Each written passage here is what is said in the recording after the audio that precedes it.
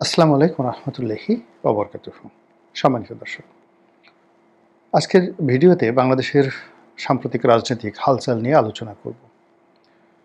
আলোচনার শুরুতেই বলেন, এই যে রাজনীতি একটা গরম বিষয়, হট আইটেম। এখানে আপনি যদি খুব নরম আচরণ করেন বা রাজনীতির পরিবেশে যদি আপনি দেখেন খুব ডিপ্লোম্যাটিক বিষয় বা কূটনীতির বিষয়গুলো বেশি প্রাধান্য পাচ্ছে, শোরগোল কম হচ্ছে, আপনি ধরে নেবেন যে পর্দার আড়ালে ভয়ঙ্কর কিছু ঘটছে। এক ২ নম্বর হলো যে আমাদের যে রাজনীতি, আমাদের দেশের যে রাজনীতি, সেই রাজনীতির মধ্যে যে চাল, হাল, কূটকৌশল, এগুলোর সঙ্গে আপনি অনেকটা জিলাপির সঙ্গে তুলনা করতে পারেন।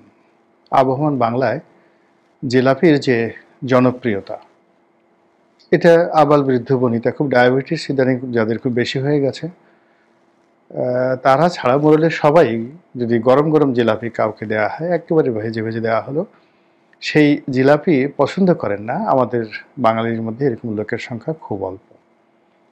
২ নম্বর হলো যে জিলাপির বৈশিষ্ট্য, বলা হয় যে জিলাপিতে ২.৫টি পেস দেওয়া হয়। তো দুটো চক্কর দেওয়া হয়, দুটো চক্কর দিয়ে আবার মাঝামাঝি আর একটা টান দিয়ে এই জিলাপির যে ভাঁজ, এই ভাঁজটি যাকে বলা হয় ক্লোজ করা হয়। তো ২.৫ পেসের এই জিলাপি এখন আর নেই। এখন জিলাপিতে বহু পেঁয়াজ হয়ে গেছে, কিন্তু বাঙালি কালচারে এই ২.৫ পেঁয়াজটি রয়ে গেছে। ২.৫ পেঁয়াজ যদি আপনি ধরেন, আমাদের দেশের আবহমান বাংলার নারীর যে শাড়ি পরার যে রীতি, এখানেও জনপ্রিয় কিন্তু ২.৫ পেঁয়াজ। আবার যদি পুরুষের ধুতি পরা, একটা সময় পুরুষ ধুতি পরত, হিন্দু মুসলমান সবাই এদেশে যারা আছেন তারা ধুতি পরতেন। তো সেই ধুতির ক্ষেত্রেও কিন্তু ২.৫ পেঁয়াজ অত্যন্ত জনপ্রিয় একটা বিষয়। আর সেই শব্দ থেকে আড়াই শব্দটি এখানে এসেছে। মূল ব্যাপার হলো যে আড়াই শব্দটিকে দিয়ে যদি আপনি ধরেন, আমাদের দেশে যে কোনো কাজ সুষ্ঠুভাবে করার জন্য সাধারণত ডবল লেয়ার, ২ স্তরের একটা আলাপ আলোচনা থাকে। যেমন বিয়ে শাদী, এই যে দেখুন বিয়ে শাদী মানে ডবল কথা, আলাপ আলোচনা। তো এই যে বাংলা বাগধারায় যে বিয়ে শাদী, আলাপ আলোচনা, আলাপ সালাপ, গপ্প সপ্প, মানে সব জায়গাতে আমাদের কালচারের সঙ্গে ২ স্তরের একটা রক্ষাবহু রয়ে গেছে। আর সেটিকে মোটামুটি আড়াআড়িভাবে যদি আপনি সেটিকে একটা শেপ দিতে চান, তাহলে এই যে রক্ষাবহুটা রয়েছে, সেই রক্ষাবহুর মাঝামাঝি আপনাকে একটা টান দিতে হবে, একটা বাঁধ দিতে হবে। তো এই জিলাপির পেঁয়াজ, শাড়িতে ২.৫ পেঁয়াজ, তারপরে ধুতিতে ২.৫ পেঁয়াজ, এরপরে আমাদের যে প্রবাদ প্রবচনে যে প্রতিটি শব্দের সঙ্গে একটা সহজ শব্দ থাকে, এই কালচারের সঙ্গে পাল্লা দিয়ে আমাদের যে রাজনীতি, সেই রাজনীতিতে গরম নরম একটা ভাব থাকবে।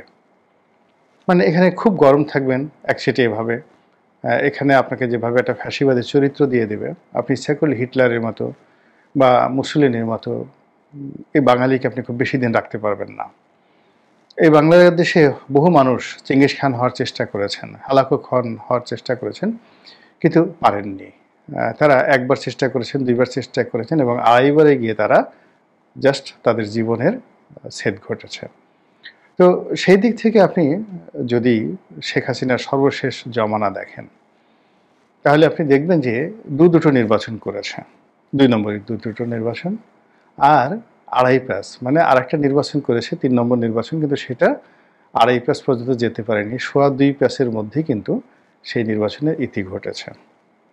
তো আমাদের এই যে বাংলায় বর্তমান যে রাজনীতি চলছে, এই রাজনীতিতেও এখন ২.৫ পেঁয়াজের খেলা চলছে। গরম গরম জিলাপির যে আবহাওয়া, সেই আবহাওয়াটা চলছে। আপনি যদি ধরুন যে এখানে বিএনপি এবং জামাত, এই দুটো বৃহত্তর রাজনৈতিক দল এখানে আছে, কিন্তু এই দুটো দলের মধ্যে একটা রেখা দেওয়ার মতো, ২.৫ পেঁয়াজ দেওয়ার মতো, যেখানে এই দুটো রাজনৈতিক দলের মধ্যে একটা বন্ধন তৈরি করবে, সেই শক্তিটা নেই। অতীতের কথা চিন্তা করেন, বিএনপি এবং আওয়ামী লীগ যখন রাজনীতি করত, তো সেখানে 2.5 দেওয়ার জন্য জাতীয় পার্টি ছিল, 2.5 দেওয়ার জন্য জামাত ছিল। আর এখন দুটো রাজনৈতিক দল দুটো ভিন্ন অ্যাঙ্গেল থেকে রাজনীতি নিয়ন্ত্রণ করার চেষ্টা করছে, এবং এখানে এই দুটো রাজনৈতিক দলের মধ্যে একটা বন্ধন কিংবা ধরুন একটা যাকে বলা হয় রাজনৈতিক সম্পর্ক, এটা হওয়ার মতো কোনো অবস্থা নেই। ফলে আমাদের যে বাঙালির যে সাহিত্য, সংস্কৃতি, অভ্যাস, মন, মানসিকতা, বাঙালির যে কুষ্ঠি বিচার, অতীত, বর্তমান এবং ভবিষ্যৎ একত্র করে আগের জ্যোতিষীরা যেভাবে অনেক কিছুর যাকে বলা হয় ভবিষ্যৎ বলে দিতে পারতেন বা বলতেন, এটা একটা ম্যাথমেটিক্যাল টার্ম। সেই ম্যাথমেটিক্যাল টার্মে এখন আমাদের যে রাজনীতি, সেই রাজনীতি ছন্দহারা হয়ে পড়েছে। এ গেল এক। 2 নম্বর হলো যে জিলাপির মধ্যে আপনি যদি দেখুন দুটো প্যাচ থাকে, প্রথম প্যাচটা খুব বড় থাকে, তারপরে কাছাকাছি আর একটা প্যাচ থাকে। প্রথম প্যাচ এবং দ্বিতীয় প্যাচের মধ্যে যদি খুব বেশি পার্থক্য থাকে, তাহলে এখানে 2.5 প্যাচ দিয়েও আপনি জিলাপিকে রাখতে পারবেন না, ভেঙে যাবে। তো সেই ক্ষেত্রে যেটা হচ্ছে যে আমাদের রাজনৈতিক দলগুলো ক্ষমতা কেন্দ্রিক, প্রথম প্যাচটি মাঝে মধ্যে বড় হয়, দ্বিতীয় প্যাচটি তার চেয়ে একটু ছোট হয়। কিন্তু যদি প্রথম প্যাচের বা যাকে বলা হয় আকার আকৃতি ধরুন 100, বা আপনি গোল করে একটা বৃত্ত তৈরি করলেন, সেটার পরিমাণ হলো একটা ফুটবলের মতো, আর অন্যদিকে ছোট যে বৃত্তটি এটি হয়ে গেল একটা বিন্দুর মতো, তাহলে সেখানে আপনি ইচ্ছা করলে 2.5 প্যাচ দেওয়ার যে যাকে বলা হয় গাণিতিক নিয়ম রয়েছে জিলাপিতে, এটা হবে না, জিলাপি তৈরি হবে না, এবং রাজনীতির সেই জিলাপি এখন তৈরি হচ্ছে না। এর কারণ হলো যেখানে বিএনপির মতো দল 35% তারা ভোটার তাদের আছে, সমর্থন আছে, অর্থবিত্ত, জনপ্রিয়তা, সংগঠন সেভাবে আছে। আর সেখানে যদি জামাতের জনপ্রিয়তা ভোটার সংখ্যা দেখেন নট মোর দ্যান 5%, ফলে কি হলো 35% ভোটারকে দিয়ে যদি আপনি একটা বৃত্ত তৈরি করেন, আর তার মধ্যে যদি 5% ভোটারকে দিয়ে আপনি আরেকটা সার্কেল বৃত্ত তৈরি করেন, তাহলে বোঝার চেষ্টা করুন যে 18 কোটি মানুষের মধ্যে বিএনপি করা মানুষের সংখ্যা প্রায় 7 কোটি। 7 কোটি মানুষ হাতে হাত ধরে একটা বিরাট বৃত্ত তৈরি করলো। আর অন্যদিকে ধরুন 5%, 18 কোটির 5% কত লোক হয়? তো সেই লোকগুলো 1 কোটি ধরুন, সেই 1 কোটি লোক হলো, তো 1 কোটি লোকে হাতে হাত ধরে তারা একটা বৃত্ত তৈরি করলো। এখন এই বৃত্তের মাঝামাঝি যদি আপনাকে একটা রেখা টানতে হয়, তাহলে এরকম একটা দল দরকার যে মূলত অ্যাটলিস্ট 1.5 থেকে 2 কোটি লোক যদি না হয়, তাহলে এই 7 কোটি মানুষের যে বৃত্ত, সেই বৃত্তের মাঝামাঝি জিলাপির মতো একটা বন্ধন তৈরি করতে পারবে না। তো তার ফলে কি হচ্ছে, শুধুমাত্র এটা ঘুরছে। বিজ্ঞানে আপনারা জানেন যে একটা নিউক্লিয়াস আছে, প্রতিটি অণুর মধ্যে একটি নিউক্লিয়াস আছে, ইলেকট্রন, প্রোটন এবং নিউট্রন। তো ইলেকট্রন, প্রোটন এই দুটো ঘুরতে থাকে নিউক্লিয়াসের মধ্যে, আর এই দুটোর মধ্যে যাতে সংঘাত তৈরি না হয়, এই জন্য তৃতীয় শক্তি হিসাবে সেখানে নিউট্রন থাকে। যেভাবে সমান্তরালভাবে একটা রেল লাইন থাকে এবং রেলের স্লিপারগুলো যেভাবে রেল লাইনকে নির্দিষ্ট দূরত্ব সবসময় বজায় রাখে, রাজনীতির ক্ষেত্রে, সমাজের ক্ষেত্রে, সম্পর্কের ক্ষেত্রে এইভাবে একটা সার্কেল আছে, সেই সার্কেলের বাইরে আপনি যেতে পারবেন না। তো এখন এখানে যে প্রসঙ্গত রাজনীতিতে বিএনপি এবং জামাতের মধ্যে যে সমান্তরাল একটা রেখা, এটা কোনো অবস্থাতে সমান্তরালভাবে আপনি আঁকতে পারবেন না। লম্বালম্বি করলেও হবে না। 7.5 কোটি মানুষ লম্বা করে দাঁড় করিয়ে দেন, 1 কোটি মানুষ দাঁড় করিয়ে দেন, সার্কেল করেন, হবে না। রিং করতে চান অলিম্পিকের মতো, একটার ভিতরে আরেকটা ঢুকিয়ে দিতে যান, দেখবেন যে একটা হয়ে যাবে সে বিশাল বড় রিং, 7.5 কোটি রিং, একটা বৃত্ত, তার মধ্যে যদি ঢুকিয়ে দেন 1 কোটি হয় না। ফলে কি হচ্ছে, গত মাস ধরে নানা তর্জন হচ্ছে, নানা গর্জন হচ্ছে, কিন্তু বর্ষণ হচ্ছে না।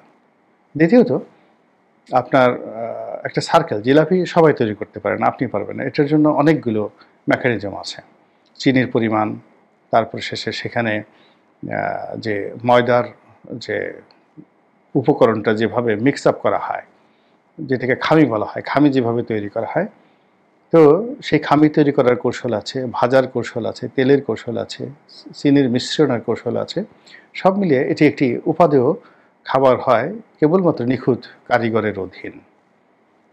তো রাজনীতিতেও কখনো কখনো এরকম নিখুঁত কারিগরের অভাবে অনেক রাজনীতির সম্ভাবনা সমূলে বিনাশ হয়ে যায়।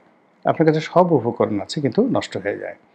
এখন এই মুহূর্তে যারা বিএনপি এবং আওয়ামী লীগের মধ্যে সমঝোতা করার চেষ্টা করেছেন বা করে চলেছেন, কিংবা ধরুন এই দুটো দলের উপর আধিপত্য দেখাতে চাচ্ছেন, এই দুটো দলকে পরিচালনা করতে চাচ্ছেন ডক্টর মোহাম্মদ ইউনূস এবং তার যারা সহযোগী লোকজন রয়েছেন, তারা আর যাই হোক না কেন রাজনীতির কারিগর নন।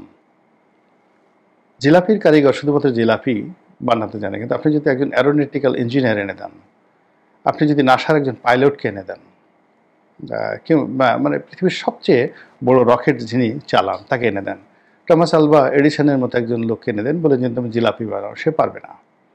এখন রাজনীতির যে ময়দান, এখানের যে রসায়ন, এখানে যে সকল আওয়াজ হয়, কথাবার্তা হয়, সেই জিনিসগুলোকে কম্পাইল করার জন্য যে সাংগঠনিক ক্ষমতা, দক্ষতা, নেগোশিয়েবল পাওয়ার এবং যে পলিটিক্যাল যাকে বলা হয় মিশন এবং ভিশন থাকা দরকার, সেটি বর্তমান অন্তর্বর্তীকালীন সরকারের একজন লোকের মধ্যে নেই, সিঙ্গেল ওয়ান, কারোর মধ্যে নেই। তারা অনেক গুণাবলী আছে, কেউ হয়তো খুব সুন্দর, কেউ অসাধারণ সুন্দরী, কেউ খুবই শিক্ষিতা, কেউ খুবই শিক্ষিত, মার্জিত, আরও অনেক তাদের জীবনে সফলতা আছে।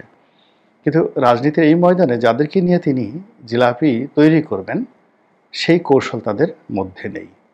ফলে গত 14 মাসে আমরা যে অশ্বডিম্ব পেয়েছি এবং আমরা যে যাকে বলা হয় দুর্নাম এবং বদনামের শিকার হয়েছি, এবং আমাদের জনজীবনে যতটুকু সম্ভাবনা ছিল, প্রায় প্রতিটি সম্ভাবনা যেভাবে ক্রমশ নেতিবাচকতার দিকে এগিয়ে যাচ্ছে, তাতে করে আজকের যে রাজনীতি, যে সম্ভাবনা, যে আওয়াজ শুনতে পাচ্ছেন, সেটা নির্বাচন হোক, সেটা জুলাই সনদ হোক, কিংবা সেটা সংবিধান সংশোধন হোক, অথবা সংস্কার হোক, কোনোটার মধ্যেই কোনো সম্ভাবনার যে বীজ এখন পর্যন্ত সেটা বপন করা হয়নি।